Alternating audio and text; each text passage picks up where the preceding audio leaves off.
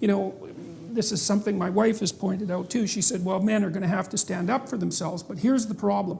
I know how to stand up to a man who's unfairly trespassing against me. And the reason I know that is because the parameters for my resistance are quite well defined, which is we talk, we argue, we push, and then it becomes physical, right? Like if we move beyond the boundaries of civil discourse, we know what the next step is. Okay, because if the man is offensive enough and crazy enough, the reaction becomes physical right away, or at least the threat is there. And when men are talking to each other in any serious manner, that underlying threat of physicality is always there, especially if it's a real conversation, and it keeps the thing civilized to some degree.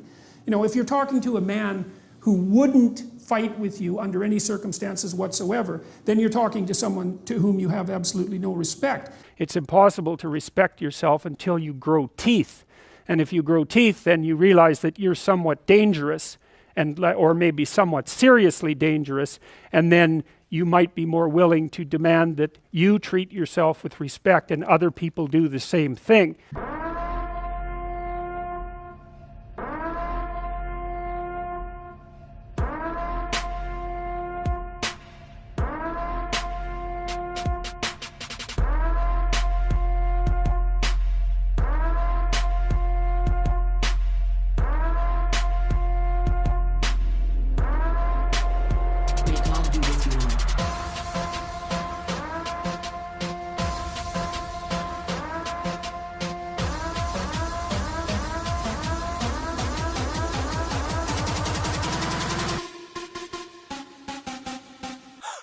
Welcome to New Unrealist. Whoa, what's got Jordan Peterson so upset?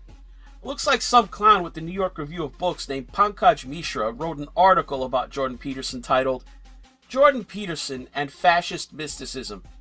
Fascist mysticism is how this writer sums up the body of work and thought that Jordan Peterson has promoted on his YouTube channel, his speaking events, and his books. And those extremist calls for men to toughen up. You can't have that. Of course not. No one calls for men to suck it up. Only far-right extremists. Stand up straight with your shoulders back. Whoa, not slouching or having a poor posture must be the ideal to which the new Marxist man aspires, because who else would want to, not have a good posture?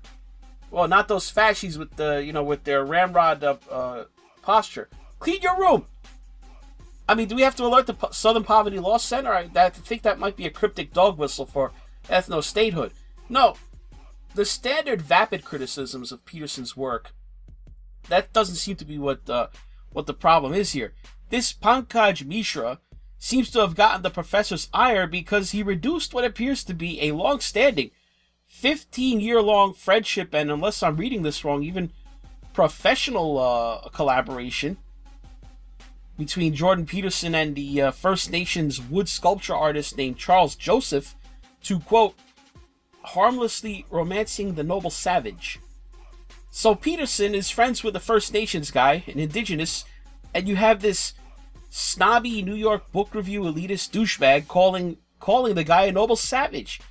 In effect, even if he thinks he's just pulling the words out of some strawman version of Jordan Peterson's mouth, Pankaj Mishra, he's the one pulling out this noble savage descriptor.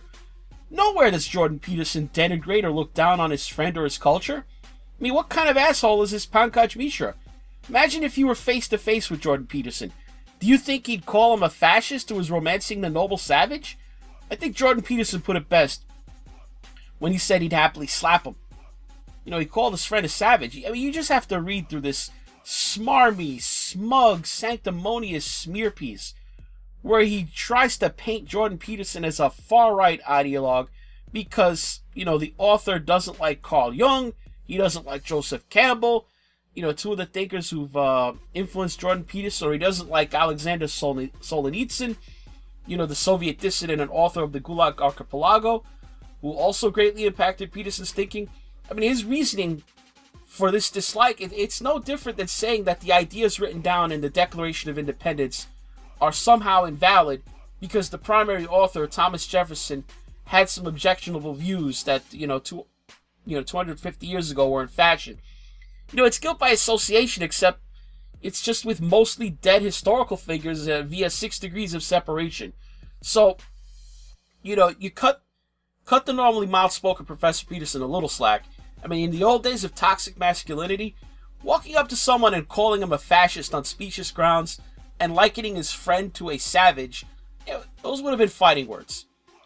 You know, like Alexander Hamilton, Aaron Burr, I demand satisfaction, sir, or apologize or I shall challenge you to a duel. That type of stuff. Let's see if anything further develops out of this. That's all for this New Unrealist. Like the video, comment, subscribe to the channel if you want to help it out. Thanks for watching. We're not training you to fight. We're training you to be peaceful and awake and avoid fights. But if you happen to have to get in one, and I guess the philosophy also is that if you're competent at fighting, that actually decreases the probability that you're going to have to fight, because when someone pushes you, you'll be able to respond with confidence, and with any luck, and this is certainly the case with bullies, with any luck, a reasonable show of confidence, which is very much equivalent to a show of dominance, is going to be enough to make the bully back off.